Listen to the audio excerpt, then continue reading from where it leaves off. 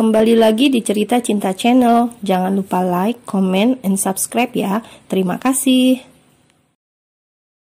Di perusahaan Dwi Guna, Anjas baru saja mengajak sang istri untuk masuk ke dalam ruang kerjanya. Di luar tadi, keduanya juga sudah saling sapa dengan sekretaris Anjas yang baru, seorang pria, Tio namanya.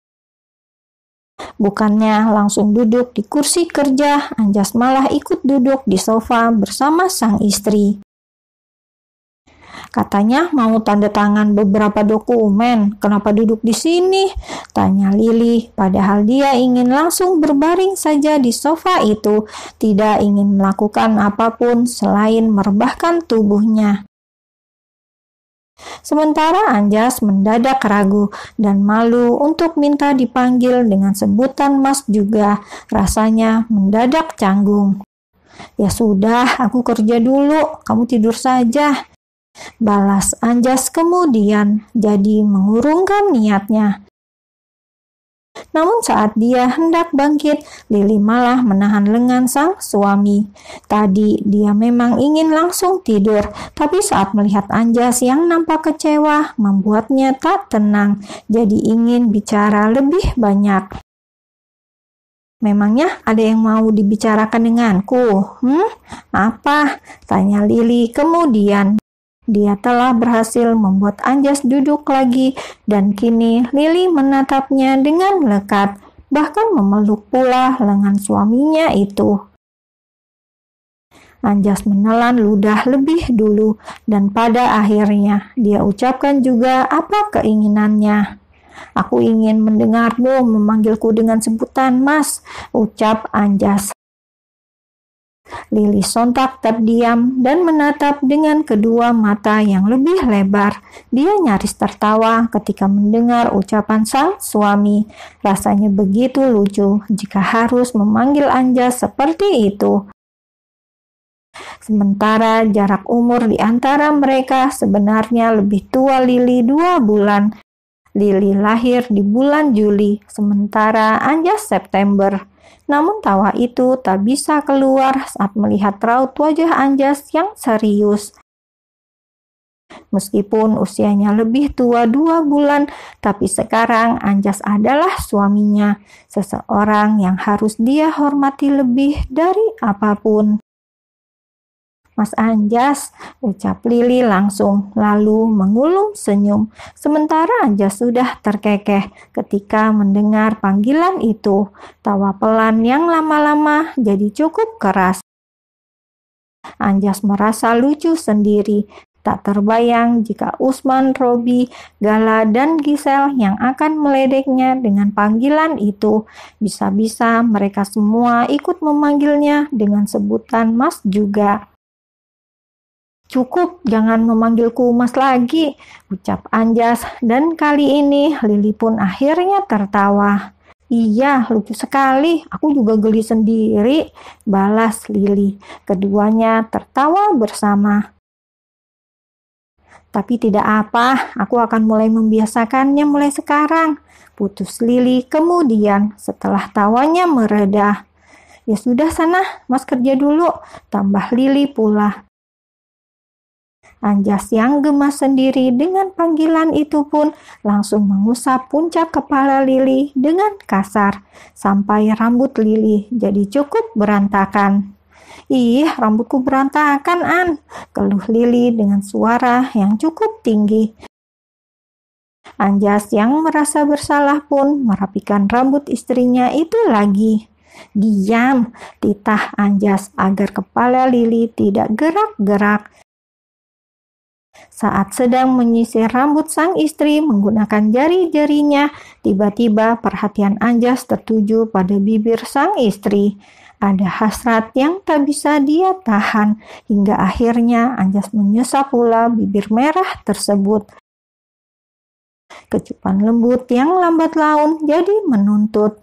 Ini bukan pertama kalinya mereka bercinta di ruang kerja Anjas.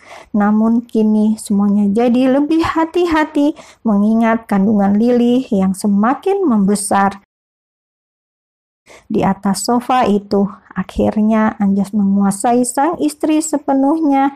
Lampu yang tadi menyala terang kini telah berubah jadi redup, dan ruangan yang sunyi kini mulai dipenuhi suara leguhan yang bersahut.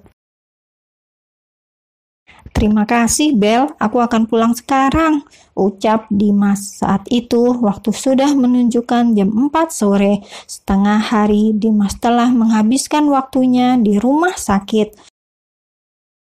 Bella tidak menjawab apapun, hanya menganggukkan kepalanya setuju. Toh kondisi Dimas memang sudah lebih baik. Sesaat mereka saling tatap tanpa kata, sebelum akhirnya Dimas memutuskan untuk keluar lebih dulu dari ruang rawat itu. Tak lama, Bella pun keluar juga, kembali berkutat dengan harinya yang sibuk agar tidak selalu memikirkan tentang hati. Waktu pun bergulir. Kini semuanya terasa berjalan lebih cepat daripada biasanya. Setelah hari itu pun, sekarang Lili tak canggung lagi ketika meminta pada sang suami untuk menemui Dimas. Hubungan ketiga orang itu semakin lama semakin dekat sampai menghapus semua jarak. Lili dan Anjas sudah sama-sama sepakat untuk menganggap Dimas sebagai kakak mereka berdua. Di suatu hari, Anjas bahkan memutuskan untuk menghapus semua curiganya di dalam hati. Dia mulai percaya dan memberikan kesempatan Lili dan Dimas untuk pergi berdua saja membeli beberapa kebutuhan bayi mereka. Hanya tinggal menunggu hari Lili akan melahirkan. Tapi saat itu Lili tak benar-benar pergi sendiri. Dia pun didampingi oleh Aminah. Di hari Minggu, mereka bertiga mendatangi sebuah pusat perbelanjaan. "Apa boleh aku beli yang warna biru?" tanya Dimas saat mereka berada di toko baju bayi. "Bagus merah muda, kan anaknya perempuan," Aminah yang menyahut. "Tidak apa-apa Aminah, biru juga bagus," jawab Lili. Kemudian gadis SMA itu lantas mengerucutkan bibirnya. Dia mengambil baju berwarna merah muda untuk sang calon keponakan.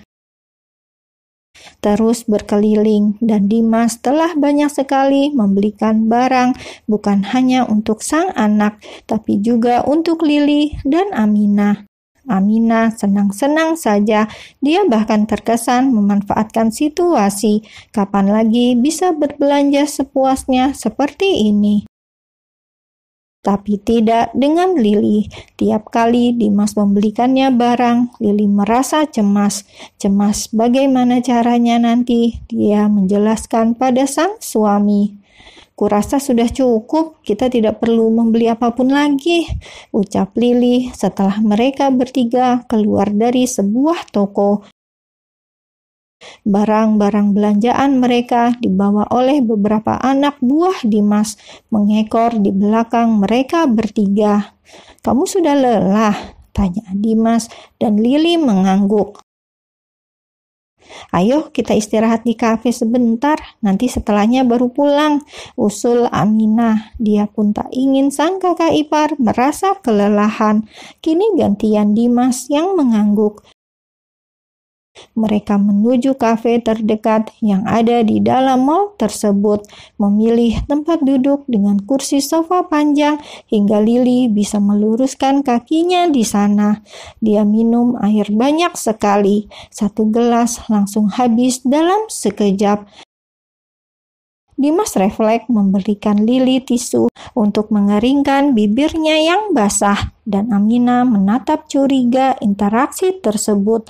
Jika dilihat-lihat, nampak jelas Dimas yang memberikan perhatian lebih, bahkan untuk hal kecil sekaligus. Tidak, aku tidak boleh berburuk sangka. Om Dimas, Kak Anjas, dan Kak Lili hubungannya sudah baik-baik saja, batin gadis itu. Aminah juga menikmati minuman yang dia pesan. Lalu perhatiannya dan Dimas seketika tertuju ke arah Lili saat wanita itu tiba-tiba merintih kesakitan. "Aduh, kok perutku sakit ya?"